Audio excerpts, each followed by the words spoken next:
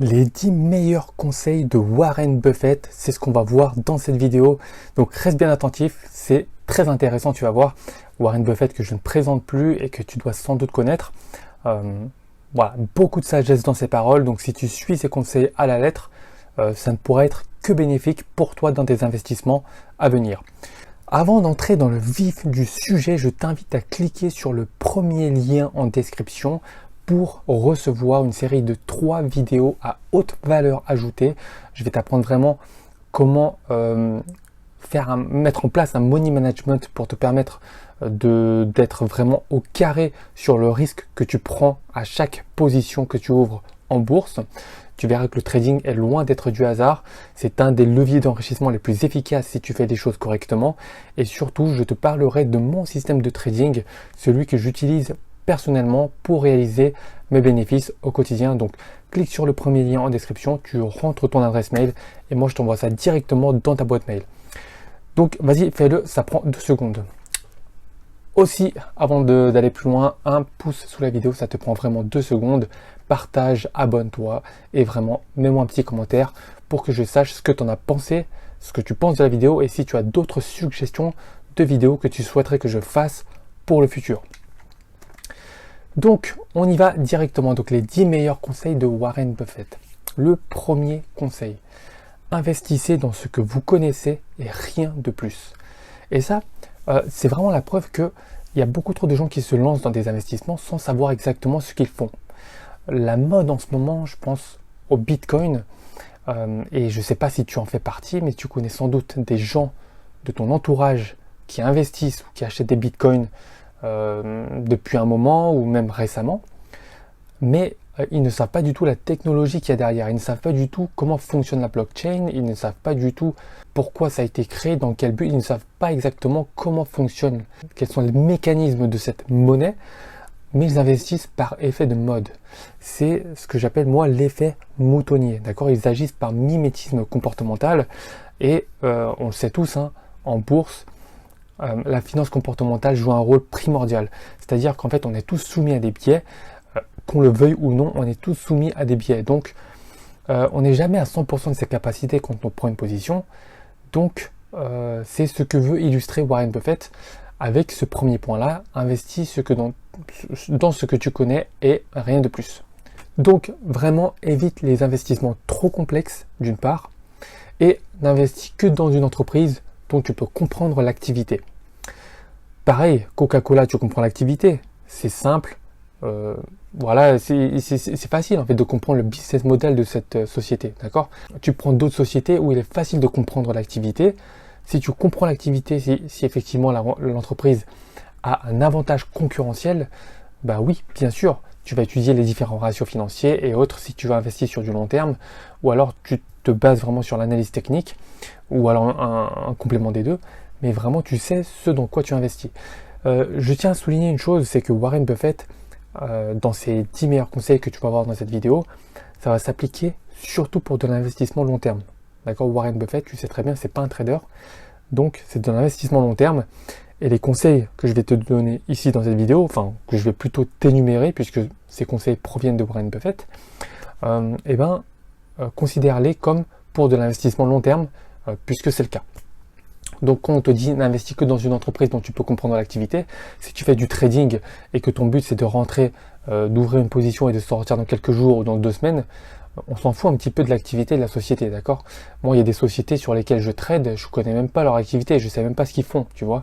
Moi, je me base sur l'historique de prix, le price action, je me base sur des indicateurs techniques, et après avoir entraîné mon œil, effectivement, je sais quelle configuration technique il faut trader, et sous quel horizon il faut sortir. Mais voilà, encore une fois, ça c'est vraiment pour de l'investissement long terme. Deuxième conseil de Warren Buffett, ne jamais faire de compromis sur la qualité des entreprises. Donc vraiment prends le temps de bien analyser l'entreprise et regarde cette citation qui est très intéressante de Warren Buffett. Il est de loin préférable d'acheter une entreprise formidable à un prix équitable qu'une entreprise équitable à un prix formidable. Garde bien ça à l'esprit, la qualité d'une entreprise est primordiale.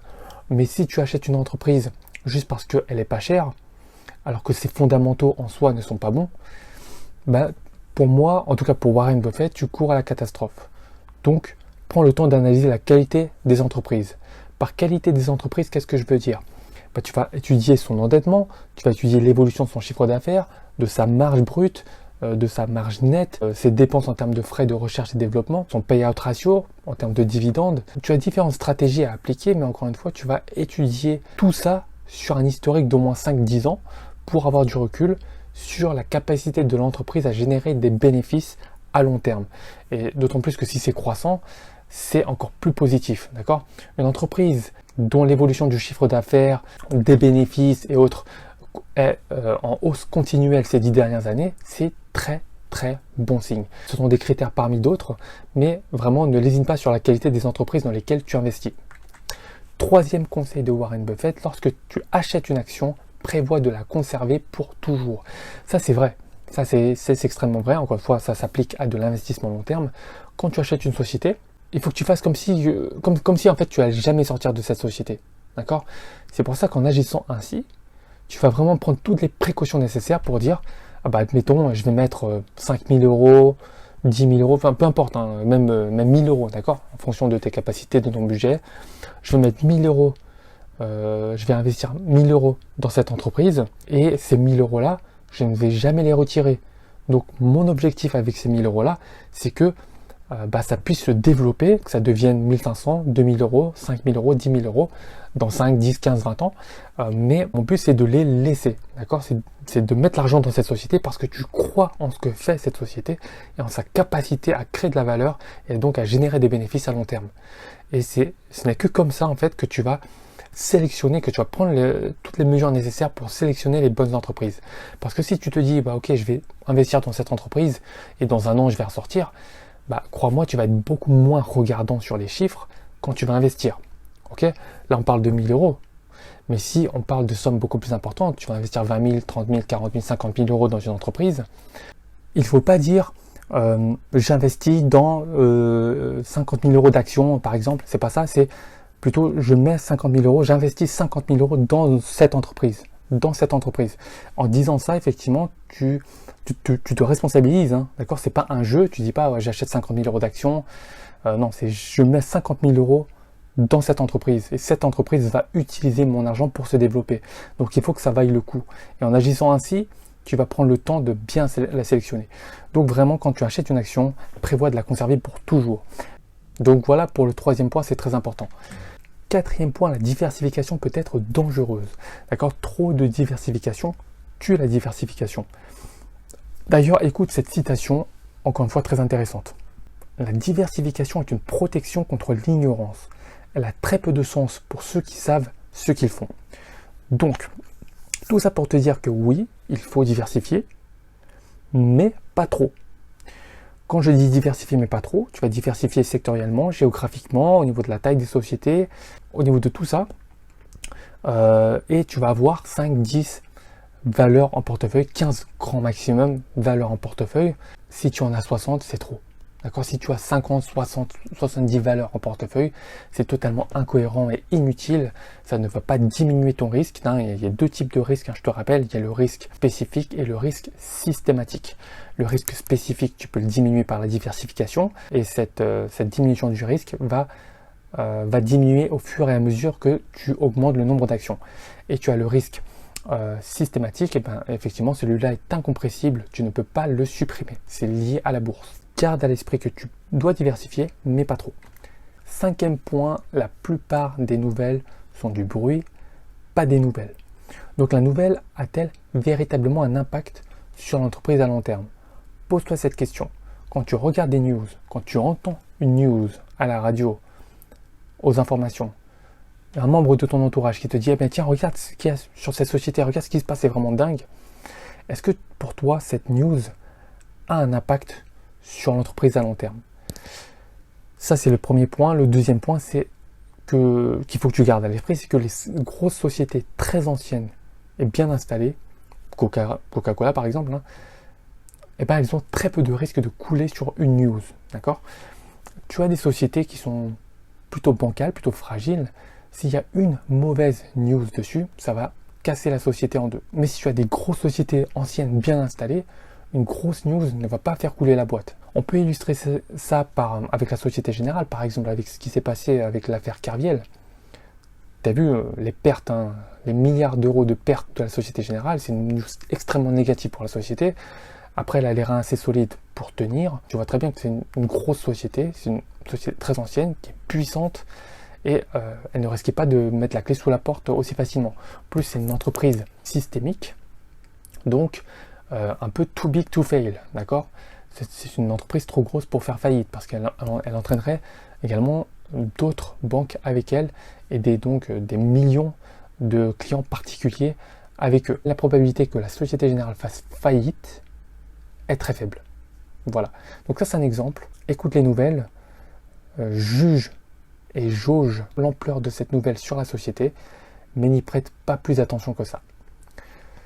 6e point très important, investir n'est pas sorcier, mais il n'y a pas de recette miracle. Donc, petite citation encore une fois très importante, vous n'avez pas besoin d'être un spécialiste des fusées. L'investissement n'est pas un jeu où celui qui a un QI de 160 bat celui qui a un QI de 130. Donc c'est pas le plus intelligent qui va forcément gagner plus en bourse que l'autre. Il y a l'intelligence fonctionnelle, l'intelligence émotionnelle.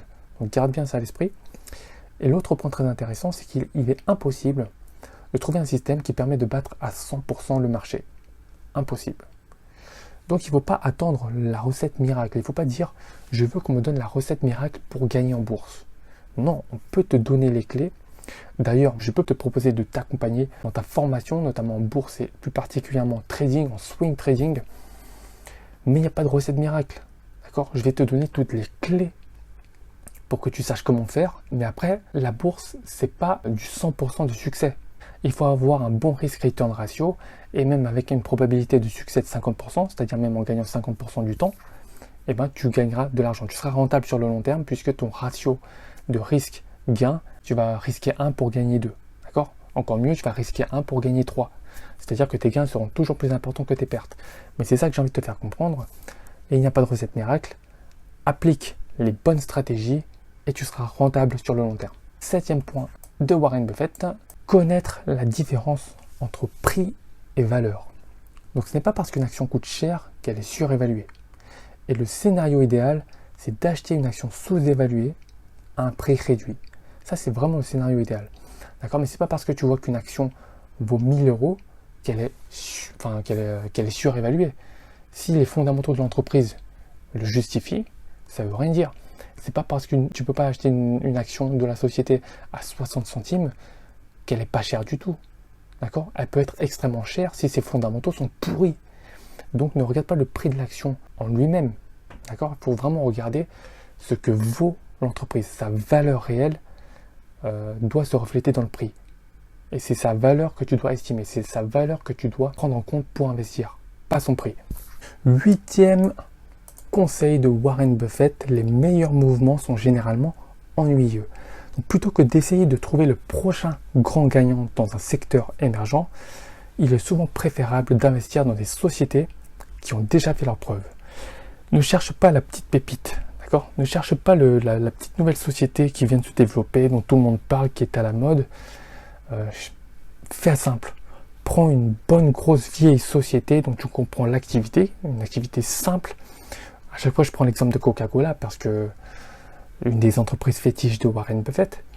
Mais l'activité est simple. C'est une grosse société avec un historique. C'est simple, c'est gros, c'est solide. Voilà, ça a déjà fait ses preuves. Tu peux y aller, tu vois, tu peux y aller. Encore une fois, tout ce que je dis ici, ce ne sont pas des conseils d'investissement. Chacun prend ses propres responsabilités. Je ne donne pas des conseils d'investissement. Je te dis juste ce que moi je ferais et ce que Warren Buffett conseille. Mais ce n'est en aucun cas pour te dire, allez, vas-y, fonce, achète Coca. Chacun prend ses propres responsabilités. 9e conseil, les fonds indiciels à faible coût sont judicieux pour la plupart des investisseurs.